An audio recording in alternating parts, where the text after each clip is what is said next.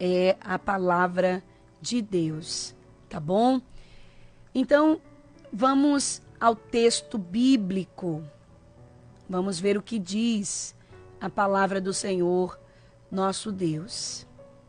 Apocalipse capítulo de número 2, versículos do 8 ao 11, diz assim: segunda carta à igreja de Esmirna.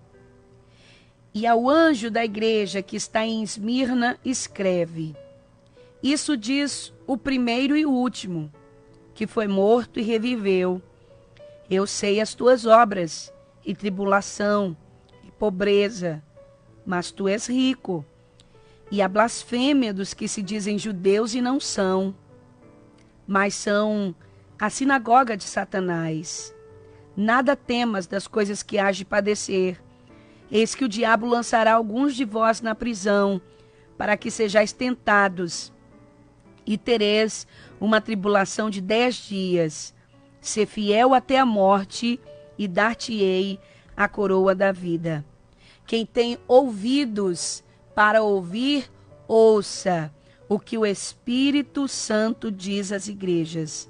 O que vencer não receberá o dano da segunda morte.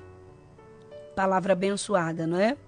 Só de ler esse texto, nós já temos condições de ouvir Deus falando ao nosso coração.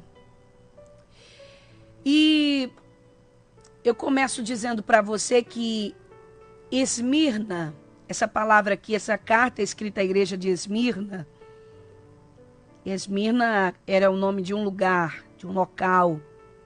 E esse nome Esmirna significa mirra, que é a resina perfumada produzida pela árvore do mesmo nome ao ser ferida. A mirra, ela é usada na produção de perfumes e foi também um componente do óleo da unção na época de Moisés e um dos presentes levados pelos magos ao menino Jesus ao nascer na manjedoura. E essa substância, ela tornou-se símbolo de amargura e sofrimento. O nome daquela cidade da Ásia Menor era bastante adequado à realidade da igreja que ali se encontrava. Um povo sofredor que em meio às aflições, em meio às tribulações, exalava o bom perfume de Cristo. Apesar das tribulações, apesar das aflições, eles exalavam o bom perfume de Cristo. E a gente já começa a aprender aqui, né? A gente já começa a aprender aqui com a igreja de Esmirna. E nesse texto, nós ouvimos algumas expressões do próprio Jesus, escrito pelo apóstolo João, que nos chama muita atenção. Jesus, ao se dirigir a esta igreja de Esmirna, ele vai dizer assim: eu conheço as tuas obras, conheço a tua tribulação e conheço também a sua pobreza. Muito me chamou a atenção, ou me chama sempre que eu leio esse texto sagrado. Por quê, irmã Jaqueline? Porque hoje muitas pessoas têm um conceito fantasioso sobre o que vem a ser o cristianismo. Como se ser cristão garantisse um mar de rosas ou um paraíso na terra.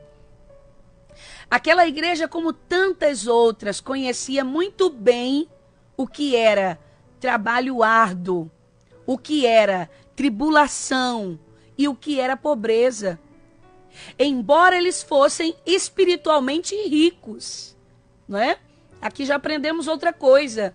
O fato de a gente buscar muito a Deus, o fato de nós termos uma vida espiritual sadia, não é? O fato de nós sermos cheios de Deus, não significa que nós vamos ser ricos, não significa que nós não vamos enfrentar tribulações, e nem significa que nós vamos deixar de trabalhar, não.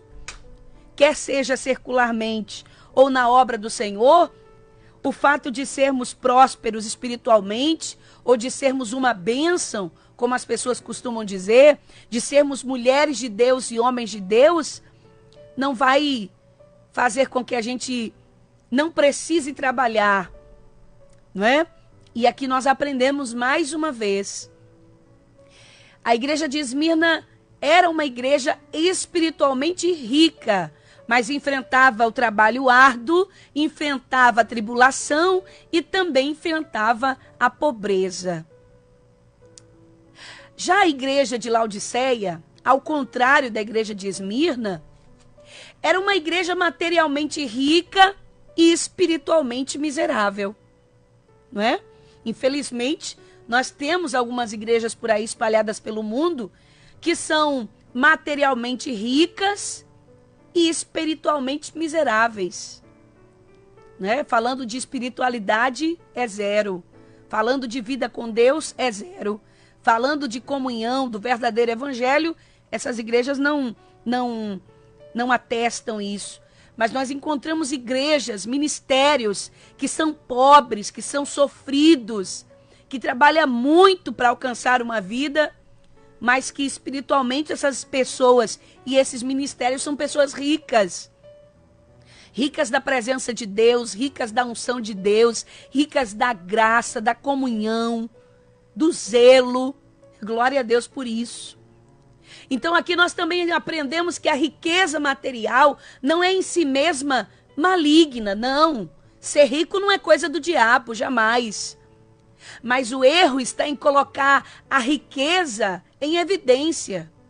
O erro está em colocar a riqueza acima de todas as coisas, tornando essa riqueza prioridade, ou tornando o desejo de ser rico o alvo número 1 na vida da gente. E aí está o problema. Como se o evangelho estivesse vinculado à riqueza. Ou seja, para eu ser cristão eu preciso ser rico. E é por isso que tem muita igreja aí pregando sobre a prosperidade. Olha, determine, porque ser pobre não é coisa de Deus, ser endividado não é coisa de Deus. Determine o seu carro, a sua Land Rover, determine a sua mansão, determine a sua cobertura lá na beira da praia de Boa Viagem. Isso não é evangelho. Isso não é evangelho. O evangelho nada tem a ver com a riqueza. Deus tem as melhores bênçãos para entregar ao seu povo? Tem. Se ele quiser, ele faz. Mas o fato de eu ter me convertido ao evangelho não significa que eu vou ser rico. Você entende isso? E é o que acontece, né, com a falsa doutrina da prosperidade, que liga o evangelho à riqueza. Eu sou crente, então não posso passar por escassez, eu não posso ter dificuldades financeiras, não posso enfrentar as portas fechadas. Está errado. E o que acontece, né? Melhor dizendo, certamente, alguns crentes atuais, se vivessem naquela época, claro que já pediriam a sua transferência para a congregação de Laodiceia. Né? Já que a igreja de Laodiceia era rica e a igreja de Esmirna era pobre, certos cristãos que concordam com a doutrina, com a teologia da prosperidade, já teriam pedido transferência para a igreja de Laodiceia para ficar rico também. Mas observe que o Senhor mandou dizer aos cristãos de Esmirna. O Senhor disse assim: não temas das coisas que hás de padecer. Olha aí o que o Senhor disse para Esmirna. Não temas das coisas que hás de padecer. Além de tudo que aquela igreja já tinha passado, ainda viriam mais e mais tribulações. Contudo, em todas elas havia um propósito divino. Você está entendendo? Em todas as situações que nós enfrentamos, há um propósito divino. Em todas as situações que Deus permite você enfrentar, há um propósito divino. Em qualquer que seja o sofrimento, o vale, o deserto, a cova de leões que você esteja enfrentando, nada que Deus permite na vida da gente é sem propósito. Tudo tem um propósito. E olha o que o Senhor continua dizendo para eles no versículo 10, para a igreja de Esmirna, para os irmãos da igreja de Esmirna. Versículo 10, a parte B. Eis que o diabo lançará alguns de vós na prisão. Meu Deus. Aquela igreja enfrentava o trabalho árduo, aquela igreja enfrentava tribulações, aquela igreja enfrentava o sofrimento, e aquela igreja ainda teria que enfrentar a prisão. No meio da carta existe uma menção a um personagem indesejável. Observe que o texto vai dizer: o diabo lançará alguns de vós na prisão. Nós até gostaríamos que o nome do diabo nem estivesse aqui, não é? Assim como muitas vezes nós não queremos aceitar a possibilidade da interferência do diabo em algumas coisas que acontecem na vida da gente. Assim como muitas vezes a gente não quer aceitar a intromissão do diabo em nossa vida e em questões que dizem respeito a nós. Alguns irmãos até imaginam que possam estar muito distantes da ação do inimigo. Só que não, meu irmão. Nós somos soldados. Nós estamos numa guerra espiritual. E a proximidade do inimigo, ela não deve parecer para nós coisa estranha. Não. O diabo aqui lançaria alguns daqueles cristãos na prisão. Pode parecer incrível que ele possa fazer algo assim na vida do crente. Mas nesse caso, o fator determinante é a permissão divina. Por causa dos propósitos de Deus, que são soberanos e que são muito maiores do que os nossos. O texto aqui não está se referindo a uma prisão espiritual, não. O texto aqui se refere a uma prisão literal. Não eram prisões espirituais. Os irmãos seriam lançados atrás das grades literalmente. E naquele tempo o imperador romano estava perseguindo a igreja, prendendo os cristãos, matando muitos deles. E aí nós percebemos, quando a gente medita nessa carta de Esmirna, nós percebemos esse quadro que é bastante contrário, né? A cosmovisão de alguns irmãos dos tempos atuais, que baseados num conceito distorcido de batalha espiritual, eles pensam que repreendendo Satanás possam resolver todos os problemas da vida. Presta atenção numa coisa. Existem casos em que a repreensão ao Satanás é apropriada, como nas possessões demoníacas, por exemplo. Só que nós precisamos entender e estar conscientes de que algumas situações são determinadas por Deus e não poderão ser evitadas e nem interrompidas. Precisamos nos lembrar da história de Jó, que por permissão divina foi afligido pelo próprio inimigo. E eu repito, há casos como de situações espirituais, que você entende que a ação é literalmente espiritual, que você vê alguém endemoniado, você vê alguém perturbado, você vê alguém possesso, e você estende a mão e diz: está repreendido em nome de Jesus, Satanás. Existem alguns levantes na vida da gente, que a gente automaticamente, a gente diz assim: o sangue de Jesus tem poder, o Senhor te repreenda, Satanás, e aquilo funciona. Mas tem situações que Deus determina para a gente passar, que você pode repreender o adversário como você quiser, isso não vai resolver.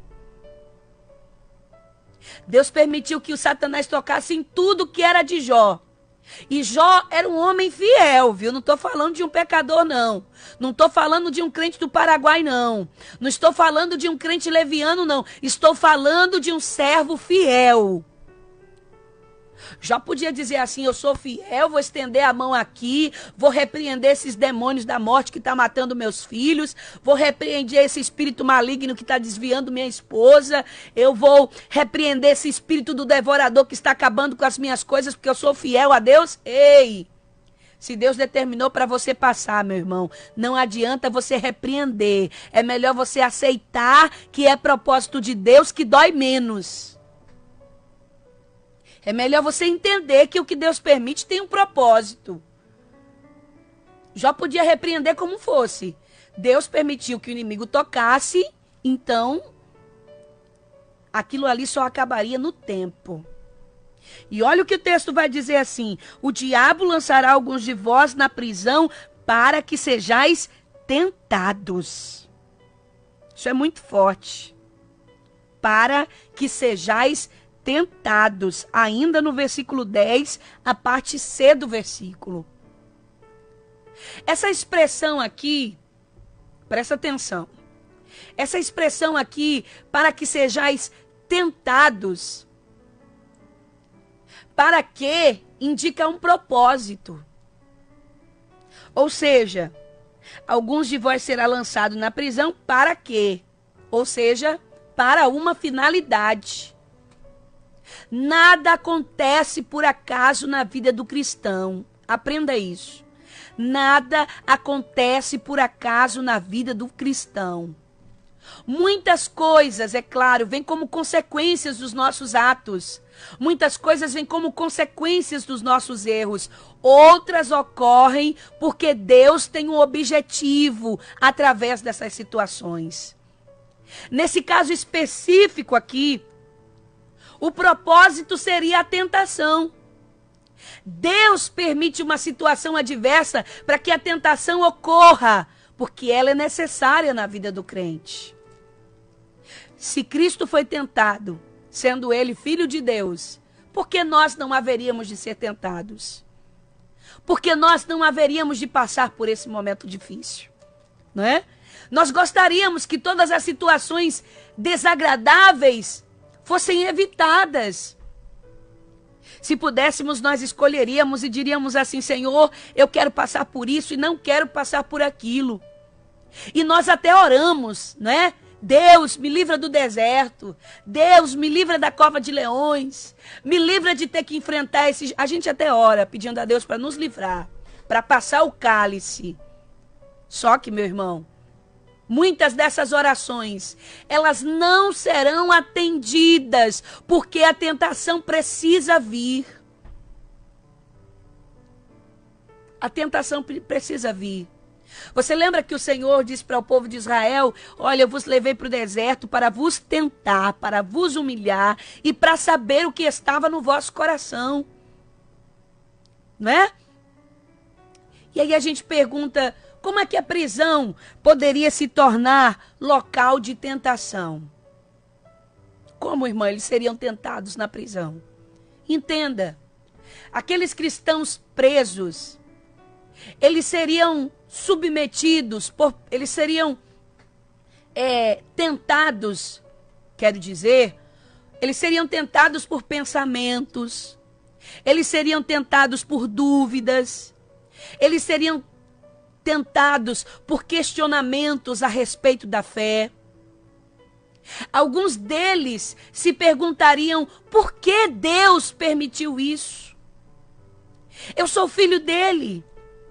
Eu sou fiel, eu sou dizimista, eu sou servo do Senhor.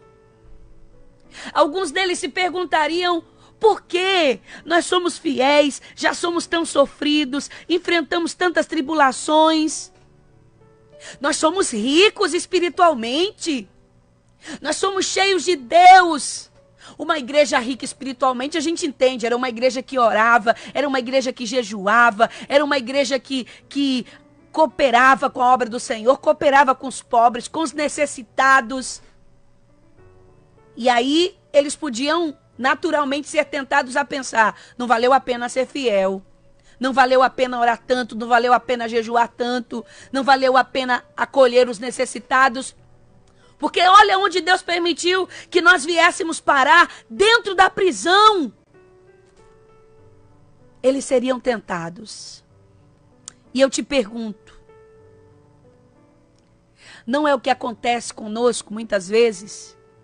Nós somos fiéis a Deus dentro das nossas limitações. E quando Deus permite certas situações, nós não somos levados a se questionar. Nós não somos levados a duvidar da fidelidade de Deus. Quantos questionamentos vêm à nossa mente quando nós estamos debaixo da tribulação? Quantas dúvidas, quanta tristeza, quanto desânimo. E é exatamente nesse momento que nós somos tentados a duvidar da presença de Deus conosco. Nós somos tentados a duvidar do seu amor. Nos piores momentos, nós somos tentados a negar a nossa fé e a blasfemar contra Deus. E assim foi a tentação de Jó. Quando chegou a um certo ponto dos acontecimentos na vida de Jó, a sua própria esposa disse: amaldiçoa o seu Deus e morre. Aquela foi a sugestão satânica nos lábios daquela mulher. E quantas vezes o diabo, de forma, claro, diabólica, redundante até estou sendo, mas o inimigo de forma diabólica nos tenta e diz: abandona esse teu Deus. Deixa a sua fé. Larga esse negócio de ser crente. Se Deus fosse fiel mesmo, não estaria permitindo você passar por uma situação como essa. Quantas vezes nós blasfemamos, nós reclamamos. Muitos até abandonam a fé por causa das tribulações, dos problemas.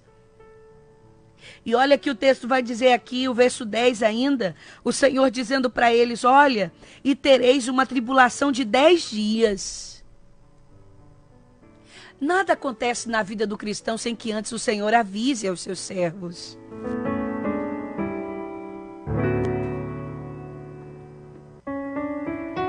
E não foi diferente. Não foi diferente com a igreja de Esmirna. O Senhor avisou, né, que eles seriam lançados que eles seriam lançados na prisão, que eles seriam tentados, que eles enfrentariam uma tribulação de 10 dias. Mas eu quero que você saiba de uma coisa.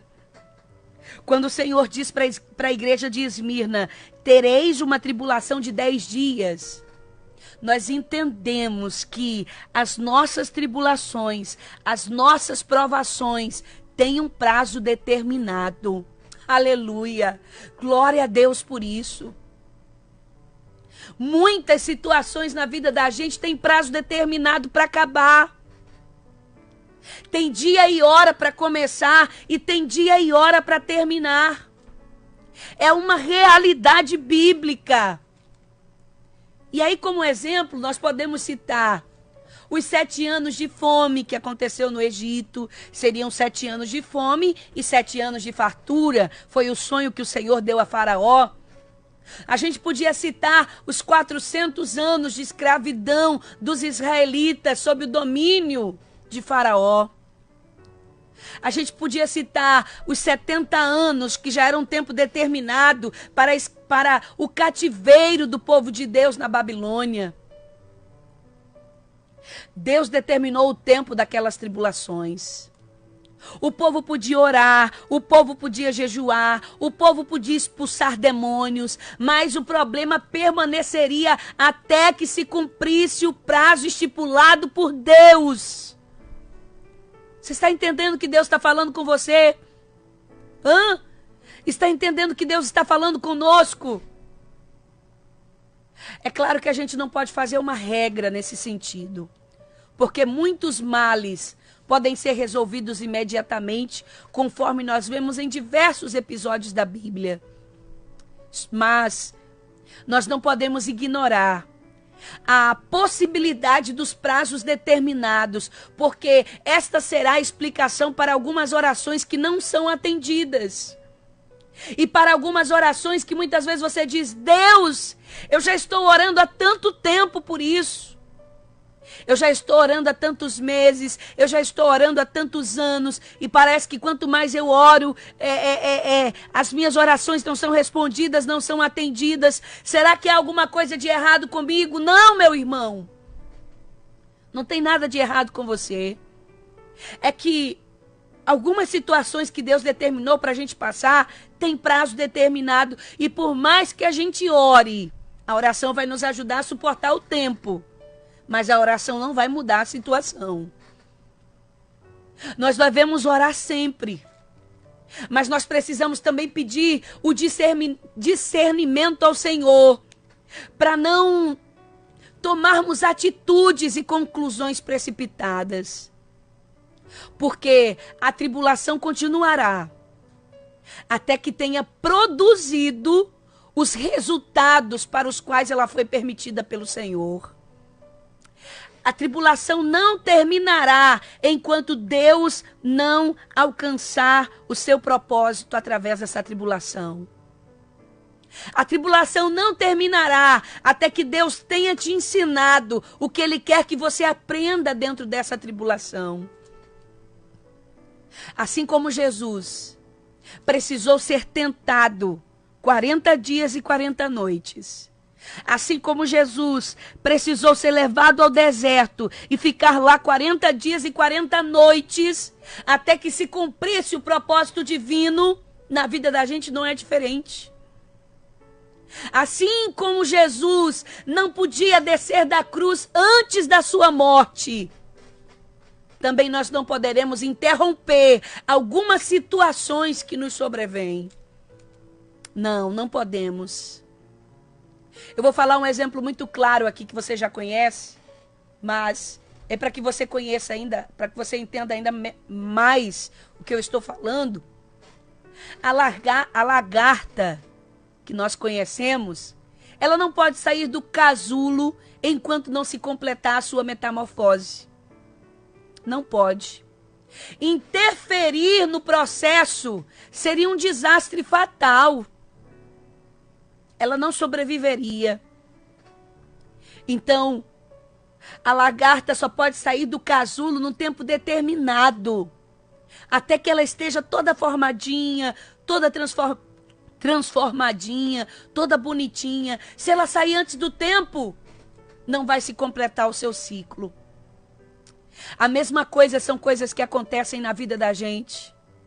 Não adianta você tentar correr, não adianta você tentar fugir, não adianta você tentar acelerar as coisas, não adianta você tentar ficar apressando Deus, porque Deus não se deixa pressionar por ninguém. Se Ele determinou que você vai enfrentar esse problema por 3 meses, por 6 meses, por 1 ano, por 5 anos, por 10 anos, você não poderá sair desse processo antes do tempo determinado por Deus. Ele sabe qual é o tempo que você vai sofrer a metamorfose, assim como a lagarta. Ele sabe qual é o tempo que você vai estar prontinha para receber as bênçãos do Senhor. Ele sabe qual é o tempo que você vai completar o seu ciclo. Ele sabe qual é o tempo que você vai estar exatamente do jeito que agrada a Deus para receber o que Ele tem preparado para você.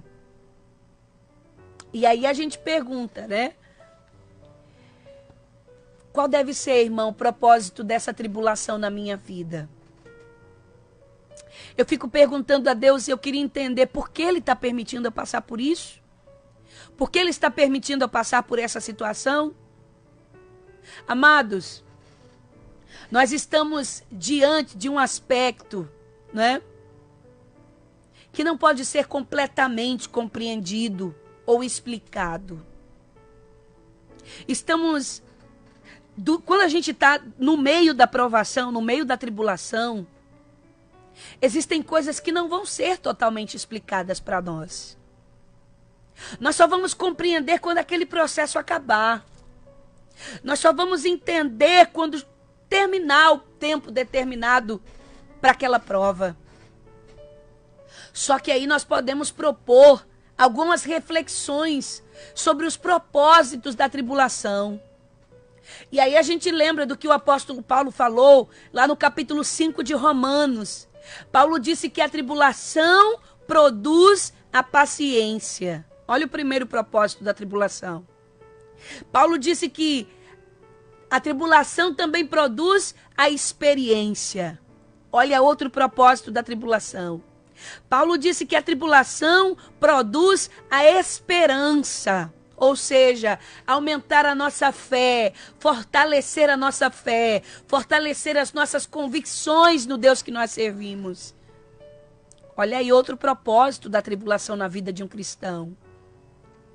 As situações difíceis que nós enfrentamos, ela tem por objetivo de nos ensinar muitas lições. E desenvolver em nós virtudes, habilidades e qualidades que de outra forma, sem a tribulação, nós não aprenderíamos. Você está compreendendo? Eu vou dar outro exemplo bem chulo, bem claro para você entender. O atleta, ele levanta pesos cada vez maiores para se desenvolver os seus músculos, para se desenvolver a sua força, para se desenvolver a sua resistência. Da mesma forma, os desafios da vida podem nos tornar experientes, as tribulações podem nos tornar experientes, podem nos tornar capazes, podem nos tornar maduros. Mas esses resultados não são alcançados por quem vive fugindo ou interrompendo os seus exercícios.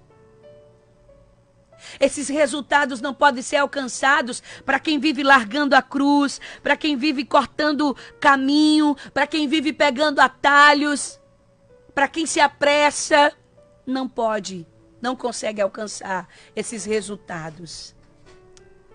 E aí nós sabemos também que a tribulação, ela revela quem é o falso cristão e quem é o verdadeiro cristão. Assim como naquela parábola de Jesus, a tempestade, ela testou os alicerces de duas casas. A que estava firmada na rocha e a que estava firmada na areia. Eu vou repetir para você decorar isso. A tribulação revela quem é verdadeiro cristão e quem é falso cristão. E voltando aqui para a igreja de Esmirna, na igreja de Esmirna havia uma mistura, conforme nós percebemos aqui nesse texto. A tribulação seria a prova.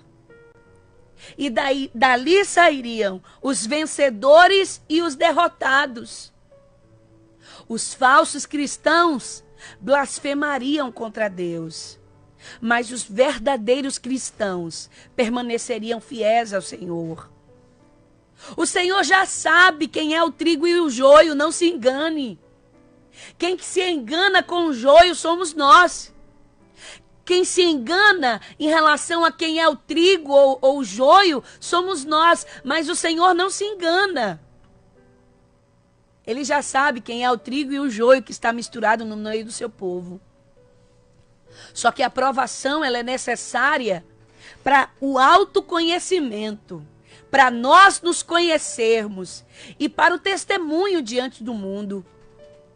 Ser fiel enquanto tudo vai bem não causa nenhum impacto nos ímpios, não causa nenhuma admiração no mundo. Mas se nós somos fiéis nas piores situações, então nosso testemunho ele vai se revestir de uma força impressionante para impactar quem está ao nosso redor. Esse testemunho também fará calar o próprio Satanás, que conforme nós lemos lá no livro de Jó, ele vive nos observando e aguardando para assistir a nossa infidelidade e o nosso fracasso. Não foi isso que Satanás disse de Jó? Ele é fiel porque o Senhor cercou ele de bens. Se o Senhor tocar no que ele tem, vamos ver se ele permanece fiel. Então as tribulações são necessárias, inclusive, para a gente calar a boca de Satanás ao nosso respeito. Porque muitas vezes o diabo olha para nós e diz, é uma fraquinha, é um fraquinho. Só está na presença de Deus porque é abençoado, porque é abençoada, porque tem isso ou porque tem aquilo. E quando a gente entra na tribulação e a gente permanece fiel a Deus, a gente envergonha o diabo. Porque ele diz, não é que eu pensei que ela ia se desviar? Não é que eu pensei que ele ia se afastar de Deus? Não é que eu pensei que ele ia deixar de fazer a obra? Não é que eu pensei que ela iria abandonar a fé? A tribulação é necessária para a gente provar para o diabo e para o mundo que tipo de cristãos nós somos. Aleluia. O Senhor destacou aqui que Esmirna enfrentaria uma tribulação, ou seja, seriam lançados na prisão por 10 dias. E deixa eu lhe falar que tem uma coisa positiva nesses 10 dias, que chega a ser uma medida temporal. O prazo aqui, mais uma vez, nos mostra que a tribulação na vida de um cristão, ela não é eterna. Ela não é para sempre. E essa afirmação é quase que óbvia, né? Muitas vezes nos sentimos e agimos como se o nosso problema nunca fosse acabar. Nós agimos como se a gente fosse sofrer para o resto da vida. E tem até os que dizem assim, eu nasci para sofrer, parece que eu nasci para sofrer.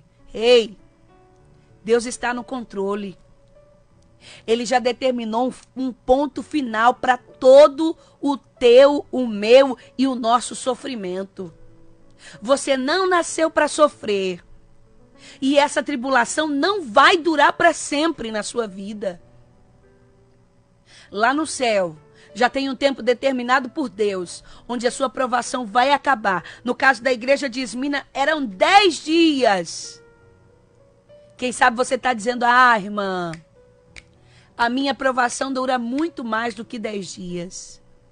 A minha provação já está durando muito mais do que 10 semanas. A minha provação já está durando muito mais do que 10 meses.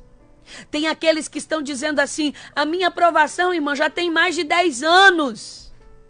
Não importa o tempo. O certo é que Deus já tem um tempo determinado para colocar um ponto final nesse seu sofrimento. Essa sua provação não é eterna, não é para sempre. Aleluia. E o que eu faço enquanto isso, irmã?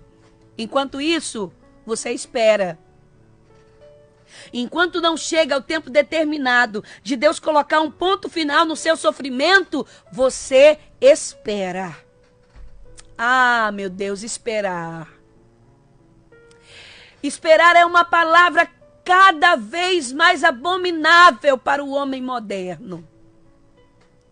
Esperar é uma palavra cada vez mais difícil de se ouvir nos dias que nós vivemos, é verdade?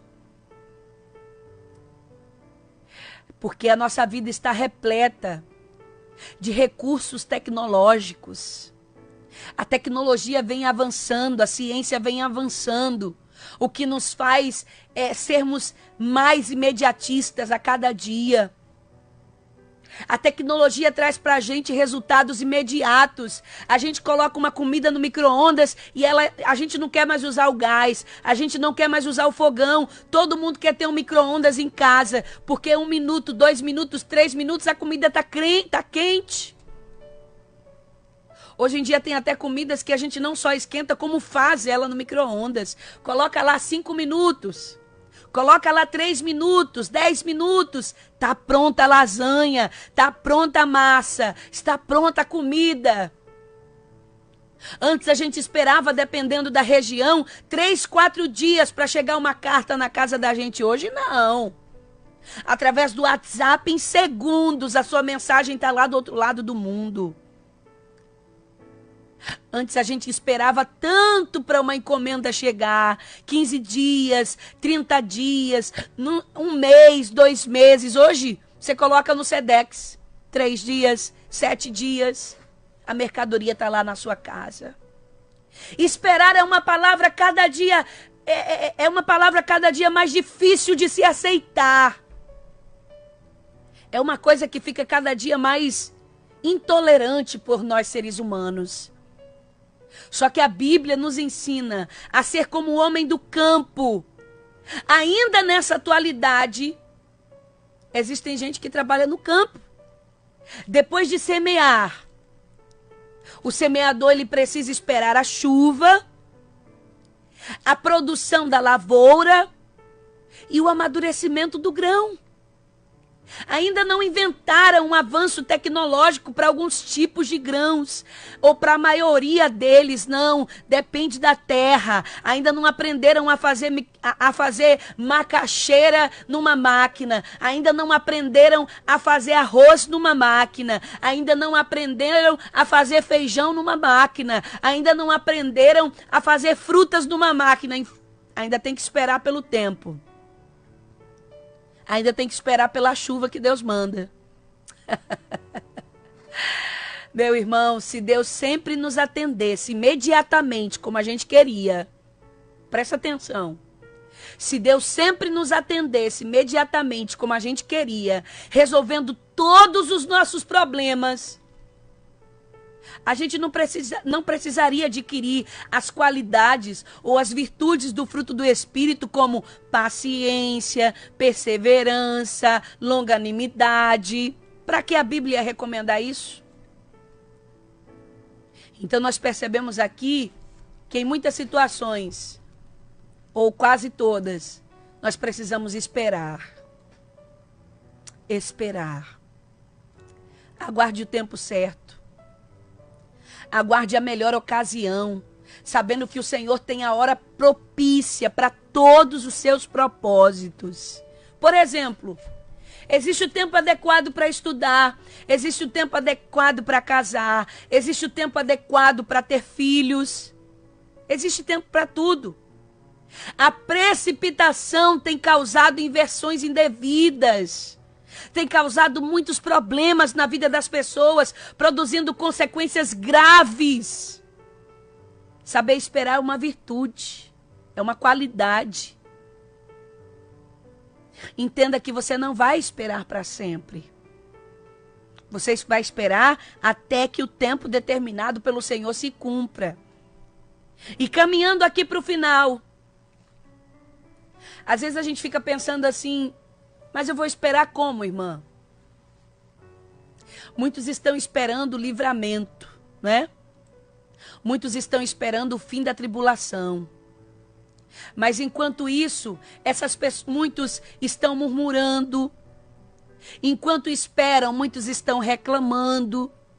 Enquanto esperam, muitos estão blasfemando. Enquanto esperam, muitos pecam, saem da vontade de Deus. E essa não é uma maneira correta de você esperar. Esperar reclamando, murmurando, blasfemando, pecando, não é esperar. Assim é muito fácil. E é por isso que o Senhor disse para a igreja em Esmirna, na última parte do versículo 10, ser fiel até a morte, e dar-te-ei a coroa da vida. O Senhor estava dizendo para a igreja de Esmirna: esperem, mas esperem sendo fiéis. Esperem em fidelidade, em obediência. Assim como Jó não blasfemou contra Deus, mas ele adorou, nós devemos adorar o Senhor em todas as situações. Outro exemplo maravilhoso é o de José no Egito, não é? Ele foi escravo, depois ele foi prisioneiro, mas ele permaneceu fiel ao Senhor. E a Bíblia diz que por causa da fidelidade de José, o Senhor era com ele até no cárcere. Aleluia! Glória a Deus! Glória a Deus! Como é que você está esperando? Você está esperando de boca fechada? Você está esperando adorando a Deus? Você está esperando em obediência? Ou você está esperando reclamando, murmurando, blasfemando, se precipitando? Reflita sobre isso nessa madrugada. A carta à igreja de Esmirna, ela contém muitas coisas negativas. É verdade. O que, irmã Jaqueline? Tribulação, prisão, tentação, morte. Meu Deus, acho que ninguém queria receber uma carta dessa. Ninguém quer receber esses decretos do Senhor, contendo tribulação, prisão, tentação, morte. Deus me livre. Porém, nós vemos ali também palavras do Senhor para confortar aqueles irmãos. Antes de tudo, é importante ressaltar que Jesus é o autor daquela carta. E ele diz: eu conheço as tuas obras, conheço a tua tribulação, conheço a tua pobreza. Ei, ele conhece. Ele sabe de todas as coisas. Ele sabe do seu esforço para servir a Deus. Ele sabe do seu esforço para ser fiel. Nada lhe passa despercebido. Em alguns momentos nós podemos pensar que ele nos esqueceu, mas isso não é verdade. Ele nos contempla, ele nos conhece. Ele conhece tudo que passamos nessa vida. Em todas as cartas às igrejas da Ásia, nós encontramos este verbo: conheço. Eu conheço. Jesus fez questão de enfatizar: eu conheço. E entenda que Jesus não apenas conhece, mas ele tem o controle da situação. Por isso ele diz à igreja de Esmirna: não temas. Meu amado, não permita que o medo domine o seu coração, mas creia e confie no Senhor. O Senhor disse para essa igreja: ser fiel até a morte e dar-te-ei a coroa da vida. A caminhada do cristão, ela pode ser árdua em muitos momentos. Não é fácil, eu sei, mas nós temos a promessa gloriosa da vida eterna. Se formos fiéis e aprovados, nós seremos coroados pelo Senhor. Entenda que qualquer interferência do inimigo terá sido um incidente de menor importância no meio do caminho. Jesus é o primeiro e o último, é o que ele disse a Esmirna. Ele se apresenta como aquele que foi morto e reviveu.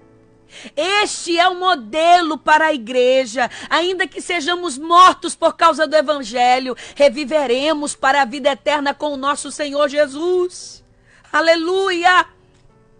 A carta à igreja de Esmirna não serve como incentivo a um cristianismo com enfoque terreno imediato. Não, e nem materialista. Mas a carta à igreja de Esmirna nos leva a um cristianismo segundo o que Cristo deseja, que nos leva a pensar nas coisas celestiais, em valores eternos, em vida eterna. E ele termina dizendo: quem tem ouvidos, ouça o que o Espírito Santo diz às igrejas. Observe que esta frase fala às igrejas e não apenas à igreja de Esmirna.